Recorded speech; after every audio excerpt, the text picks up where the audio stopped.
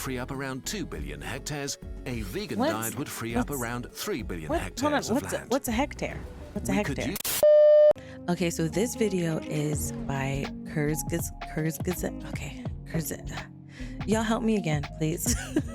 I have the hardest time saying the name of this.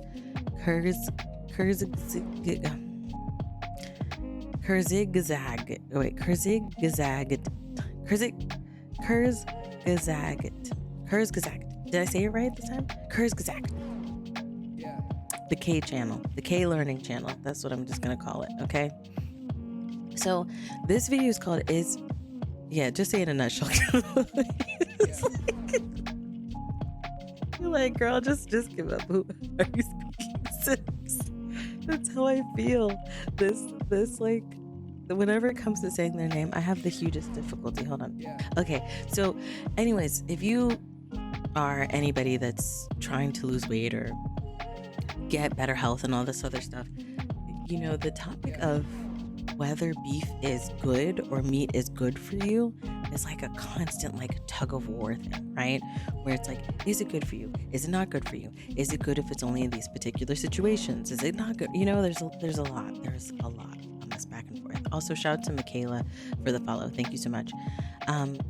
So when I saw this video, I was like, yes, I definitely want to check it out from the K in a Nutshell channel.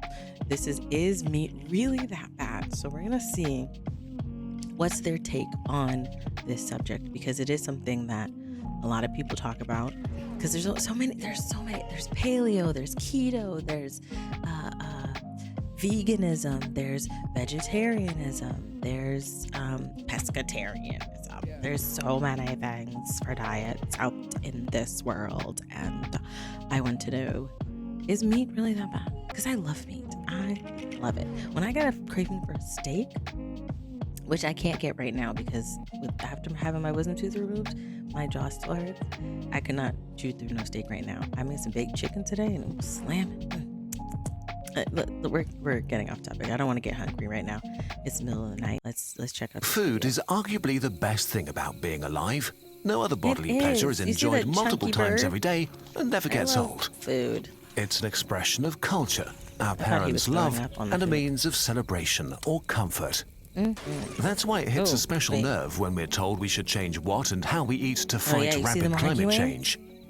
One of the most delicious foods, meat, gets the worst press. It does. It doesn't help that the topic is really hard to properly research yourself and that debates get emotional quickly. But clearly, science can give us an answer.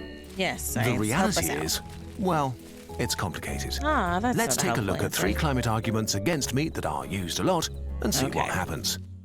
So this is specifically in regards to climate, like climate arguments and debates. So, because you know there are people that'll be like, "Hey, I'm a vegan because it's better for the planet to be a vegan." So I think that that's the take that they're going to take on this subject, on whether meat is bad. Like, if you eat meat, what are the ramifications, the climate ramifications for the planet, if you do that? So, all right, let's see. Yeah.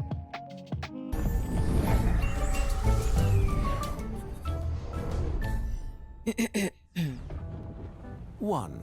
Does our diet really play that big a role in climate change? Feeding billions of people is impossible without causing emissions. Even if someday That is we have possible. zero-carbon tractors, refrigerators and cookers running on renewable energy, and electric trucks to move our food, there are still unavoidable emissions. Rice what? emits methane. We cut down forests to make room for pastures and crops. Wait, And right? we emit Rice nitrous oxide. emits methane? Really? Isn't rice natural though? Well, I know cows release methane when they fart, right? Still Wait. unavoidable emissions. I didn't Rice know emits that. methane.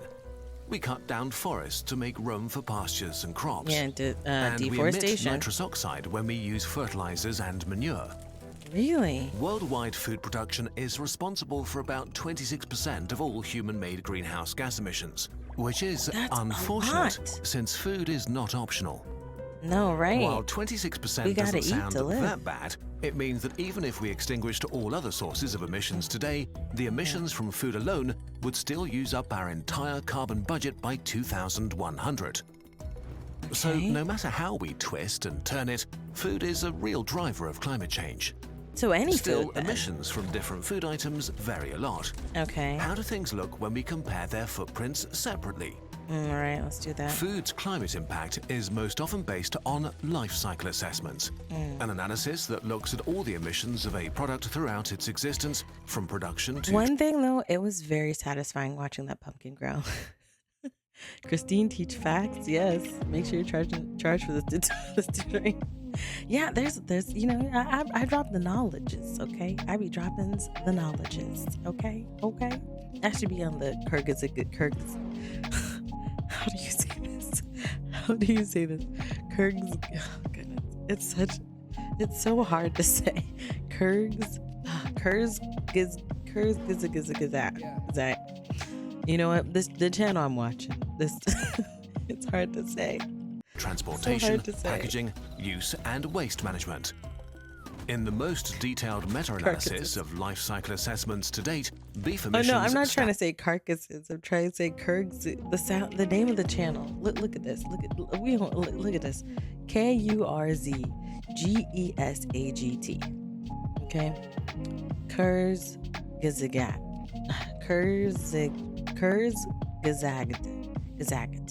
Kurzgesagt. Kurzgesagt. I just feel like I sound like I'm sneezing. I do. and out at the top. On average, a kilogram of beef emits 71 kilograms of CO2 equivalents. Lamb is Okay. also high at 40 kilograms. Pork emits 12 and poultry 10 kilograms. At the bottom, we have When lots of plant-based foods. Cooked? Potatoes, for example, emit around 150 times less than beef. The most important aspect of food isn't weight, though, it's nutrient density. A kilogram of yeah. beef would keep you alive much longer than a kilogram of potatoes. True. So how does the Oh, that ranking potato change knocked if that we bird compare out. emissions per calorie or protein? Not much. So hold on. Emissions, but emissions specifically how? In what way? Like, that's just what naturally comes off of it? Or hold on, wait, let's take it back a little bit just to hear what that first part, what he was saying here. Waste management. In the Oh, most okay. detailed meta-analysis Waste- of life waste. cycle assessments to date, beef emissions stand out at the top. On average, a kilogram of beef emits 71 kilograms of CO2 equivalents. Okay. Lamb is also high at 40 kilograms. Pork emits 12 and poultry 10 kilograms. At the bottom, we have lots of plant-based foods. Potatoes, for example, emit around 150 times less than beef. I gotta eat more vegetables. The most important aspect I of really food do. isn't weight, though, it's nutrient density. This reminds me I need to install these Sims add-ons. You know it. Bye. Don't make me laugh too hard, Mercedes, or my jaw still hurts. You can make entire compilation on Christine attempting to say their name. Leave me alone, okay? Leave me alone. I wish vegetables had flavor. They can have flavor. If you use chicken broth, like use bone broth. Bone broth, amazing. Oh, it's amazing. Best freaking thing in the world. So use bone broth to add flavor and seasonings. There are seasonings. One thing I'm gonna try tomorrow. There's like this season pack that I got at Publix, the greatest grocery store in the world. And it's like a season pack like for veggies, like for like if you're cooking like spinach or kale. So I'm gonna try it out tomorrow and see how that fares, because seasoning spinach is not the easiest thing to do. I'll say that. A kilogram of beef would keep you alive much longer than a kilogram of potatoes. True. So how does the ranking for a little change birdie. if we compare emissions per calorie or protein? Not much. Animal protein is still the most costly for the environment, and beef and lamb are also outliers in emissions per calorie. But is this fair? After all, I not only all use the beef good is the same. meat. There are all sorts of ways to rear cattle, from pure That's true. grass-fed to factory farming. Yeah, The worst I know beef grass comes fed in is at better. 105 kilograms of emissions per 100 grams of protein, the best at only 9, a tenfold okay. difference. In contrast, most other foods, especially plant-based, have a much narrower spectrum. Still, the best beef is worse than the worst plant. Okay, but this seems promising. Can we buy the right beef we have reduced and lower our emissions? By doing better beef. Maybe by buying locally produced beef to minimize our footprint? 2. Does buying local food actually matter? That's a good question. Let's stick with beef, since it's That's a such big an thing. outlier. By buying locally, you are trying to avoid emissions from transportation and packaging. But it turns out these only account for 0.5 to 2% of beef's total emissions. Actually, transport and packaging combined are only about 11% of all food emissions. You know what? Nearly all. You know what? I know on the local side, people support it not because of the carbon. Well, there are people that be like, hey, it's the carbon footprint, right? But it's more so to support local infrastructures and like financially putting money back into your current areas, you know, versus paying outside of where you live, which is essentially like when you ship jobs over, you know, people really want to pay and pay for jobs that are within, not pay for jobs, but pay companies that are within where they live to put money back into their cities or their states or whatever it might be, versus that. And that's what I'm saying, just for the mindset for people who are like, hey, I only buy local. What's to support local businesses and local farms and things like that financially. I get that. Food transport emissions are produced over the last few miles, the regional travel on the road supplying the markets and shops in your area. International food transport happens mostly on freight ships, which are insanely efficient. For example, shipping 1 kilogram of avocados from South America to Europe generates about 0.3 kilograms of CO2 equivalents in transport emissions and around 2.5 kilograms overall. While 1 kilogram of beef from your local butcher will come in at 18 kilograms in CO2 equivalents at least. What? So even when shipped great distances, emissions from almost all plant-based foods cause lower emissions than locally produced animal products. Okay, so if transport doesn't play a big role, what causes the vast amounts of emissions from why beef you have to then? hit the By far the largest share of beef emissions consists of methane released directly by the animals. While CO2 hangs around for centuries, methane only stays in the atmosphere for decades. But in these short periods, it is very powerful. All in all, methane has already caused 23 to 40% of human-made warming so far. There's controversy about how bad this is exactly, and we don't want to dive in too deep here, but the way things stand, any kinds of extra emissions are not great. Yeah, there are a lot. Still, all cows burp and fart to similar degrees. What explains the spectrum of beef emissions? There are a couple of things. It makes a difference if the beef comes from a dairy herd or one dedicated to beef production. 44% of the world's beef comes from dairy cows, sharing its footprint with dairy products. Dairy cows tend to get higher quality feed, which makes them grow faster and emit less methane. Geography also plays a role because it determines which farming methods are possible. The worst factor by far is the destruction of forests for farmland. Not only does this release the CO2 that was bound in the flora, it sets free carbon that was stored in the soil and destroys its ability to store it in the future. This aspect accounts for much of the range of emissions in beef. The worst emitters are farms burning down rainforest for farmland, especially in Brazil. There is a sinister truth hidden here.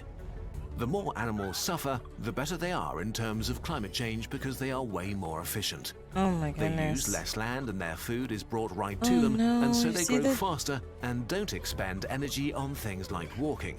Cattle in a factory farm that never get to roam pastures can sometimes be less destructive for the climate than cattle grazing peacefully on a formerly lush piece of rainforest. But isn't it a bit out of touch with reality to demonize cows so much? Some of the land these animals are grazing on isn't... Hold on, so he just said, is this supposed to make me stop eating beef? Because I got me a steak in the freezer.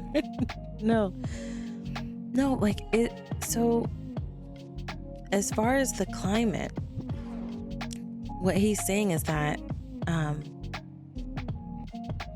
having a farm where the cows are walking around grazing, right? They emit more and expend more doing that than they do if they're in those like the horrible conditions where they're just sitting there and getting fed a bunch of like stocked up on grain and corn. And I've seen like I think I saw like a video about like the conditions that cow farms can be, and it's just like it'll make you not want to eat meat for a while. For a while I did stop eating meat. I did for a while. It didn't last long though, because steak is delicious. But it's very sad. It is very sad, especially when you see the conditions, and then you're like, hey, they should be out and about. And we're gonna watch that part one more time because I want to make sure we're understanding what he's saying. The more animals suffer, the better they are in terms of climate change because they are way more efficient. That's great. They use less land and their food is brought right to them, and so they grow faster and don't expend energy on things like walking. So having a factory where you're not destroying land for farmlands, having like a factory that we're assuming they did not destroy like a forest to have, right? It's better for the climate that they are suffering? That sucks. Cattle in a factory farm that never get to roam pastures can sometimes be less destructive for the climate than cattle grazing peacefully on a formerly lush piece of rainforest. That's crazy. But isn't it a bit out of touch with reality to demonize cows so much? Some of the land these animals are grazing on isn't suitable for crops anyway. By grazing on pastures, they can turn things we can't digest into food. Isn't farming animals just a smart way to make the best use of unused resources? 3. Don't cows mainly use land that we can't use for agriculture or other things? Could that title be any longer? About half of the world's ice and desert-free land is used for agriculture, an area the size of the entire Americas plus China. Half of all agriculturally used Plus land China? is dedicated to animals. Most of it is grassland, 65% of which cannot be converted to cropland. So pasturing animals is actually a very efficient way to use those areas since we can't grow human food there anyway. There are a couple of catches here though. Oh my goodness. Okay, While why the are you so idea angry? of cows turning useless grass into steak is nice, it is Grass-fed. part of a marketing lie. What? Even though it is so massive, pasture land alone can't support the ruminants living on it. Globally, grazing systems sustain only 13% of beef production. So if we were to switch to 100% grass-fed, we'd simply have to eat much less beef. In the US, beef production would crash by some 70% if it were to exclusively rely on Beef grass. stonks. The only way to sustain our high demand for meat is by growing crops and feeding them to our cattle. Or we could all just And eat we less haven't meat. even talked about chicken and pigs, which exclusively dear. eat feed crops.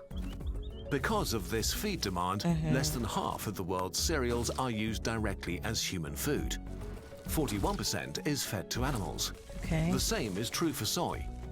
There's a lot of talk about Amazon deforestation for soy production, which makes us think of soy milk and tofu. Is that what they're... But only 19% Okay, so of I've been global- hearing little things, right? Because I didn't do any of the research on my own, but I have been hearing little things about how they're, destroying the rainforest. The rainforest is being destroyed. So I never knew like what was happening, like why is it being destroyed or, so I didn't know exactly what's happening. So that is something I'm gonna have to look up on what's going on with the rainforest in Brazil. What's going down? Soy production goes towards products for humans. About 77% is used to feed animals. Besides, land without food crops isn't automatically ecologically useless. A beef-free diet would free up around 2 billion hectares. A vegan diet would free up around 3 billion hectares of land. What's a hectare? We could use this land to grow forests or restore wild grasslands. Basically anything that could suck carbon out of the atmosphere. If we spared 3 billion hectares of land, it could remove about 8 billion tons of CO2 from the air per year. By comparison, we emit about 50 billion tons of CO2 Okay. equivalents. So, off of what he's saying, right? Now he vacuuming again, right? Off of what he's saying, going back to the animal suffering thing, if a forest is taken down and turned into farmlands for the cows, because he said formerly lush rainforest, meaning that was the land that was formerly a rainforest, it was taken down. The taking down of the forest is bad for the earth, and then them roaming around on that land, it doesn't benefit the earth as much. But if a factory is made and they have the beef there, they didn't do as much damage to the world because they did, or to climate, because they didn't deforest to make that factory, right? And then having the cows just stationary in this location, it's better for the climate. However, if we didn't deforest and therefore just maybe like blocked off areas and put cows there and left the trees there, the trees could remove 8 billion tons of CO2 from the atmosphere.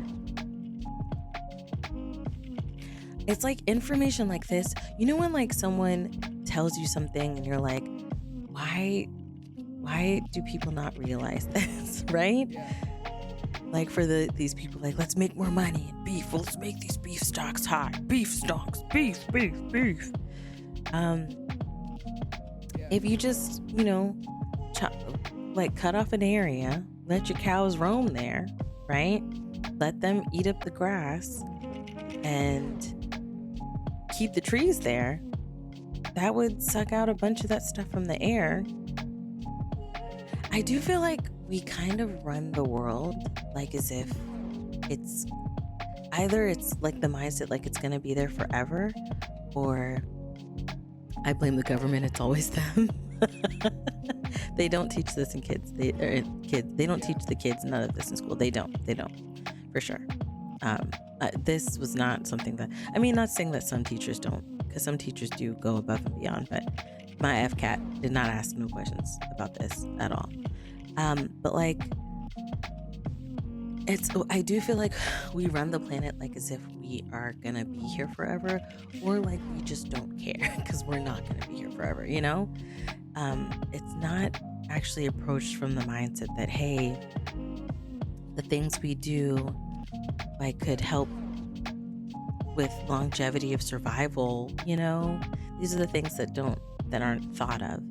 And this is one of those things that kind of plays into that. Like if we left the trees there and just had the cows there grazing on this natural grass, the trees would suck out the CO2 and we'd have grass-fed cows. Take them cows out the factory, put them on a land, a good piece of land. By comparison, we emit about 50 billion tons of CO2 equivalents per year at the moment. That means we could save 16% of emissions by eating a vegan diet. 50 a year? Okay, to summarize, food is a huge driver of emissions. Meat, but especially beef, is the worst food in terms of emissions. Buying locally does not have a big impact on food emissions compared to the type of food you're consuming. When it comes to beef, cattle that are grass-fed can sometimes even be counterproductive because they just need much more land. Even if you find the most environmentally friendly beef in the world, your burger still comes with a significantly higher carbon footprint than a veggie patty. Okay. You can decide for yourself what you want to do with this information. In fact, you are always only one decision away from making a change. You could start learning a new skill or dive into a new interest today. It's up to you. If only that first step wasn't so hard. Okay, this was... Yeah, this is leading into their app or something. So essentially, meat is really bad, but for a very particular reason. It's bad on the aspect of the carbon footprint, which is going into this conversation, I thought we were going to take the whole health and nutrient route, because that's normally the argument when we were talking about diets and stuff like that, right? But they were talking from the climate route and the effects and ramifications that meat can have on the planet in the realm of emissions. And first of all, as a race of people, and I mean like human race, not like black people, white people, not that, but like in the realm of human race, like as a species, we emit a lot of. He said, how many billions did he say? That man said let's take it, 50 billion. Hold on, let me get this down. Yeah, 50 billion tons of CO2 that we emit. It's happening right now while I'm talking. I'm just adding into that. That is wild. That is wild. And even if we were to be like, hey, put the cows on a land, right? Don't deforest the land. Leave the trees there. Put the cows there. The trees would only take away 8 billion. It would only remove 8 billion. So there's still 42 billion tons of CO2 that we emit. It make you want to hold your breath. Yes. Make you want to be like, okay, how do I stop this? How do I stop this from happening? It's, man, goodness. Wow. And the other thing that kind of sucks is like me, I buy grass-fed beef. That's the beef I buy. And I do it not, again, my whole argument on is beef bad never had nothing to do with the climate. I was not thinking about the earth. I wasn't, not to say that the earth doesn't need to be thought of, but it wasn't top of mind. I was more so thinking about nutritional value and how the cows suffered less by being on a grass-fed farm versus being in these cattle lockers and just being prodded and electrocuted and all that stuff that they do, I was like, the cow didn't suffer, and the meat is a better quality meat because it's grass-fed versus all the stuff that they do. But even doing that, it's still, for the world, the earth, it doesn't really do that much for the earth. I think really the best thing I can do without giving up on any food is to increase my diet variety. That's the moral of the story, If you do eat a lot of meat, maybe add some vegetables in there and some fruit, balance your diet. And I think that that's kind of the kicker. It's still, because food itself does take up a bunch of the emissions, right? So even adding more of the fruits and the veggies won't necessarily reduce our carbon footprint, but it will be better for you. Because at the end of the day, right, if you and I decide to become vegans, right, and we're like, X-nay on the meat, we're not doing that, they are still going to be at the output that they are of making farms and, killing the cows and cutting them up and shipping them out to grocery stores. There's not really a lot that I feel like we could do on the surface level, like on our level in this industry of like food eating, to really affect the carbon footprint, because whether you buy the meat or I buy the meat or we don't buy the meat at all, the meat's still in the store, They still do it and they still ship it to the store. So I don't know what we really could do. I think that's where lobbyists come into play. Whatever ground beef Whole Foods sells, they need to be locked up. Wait, why?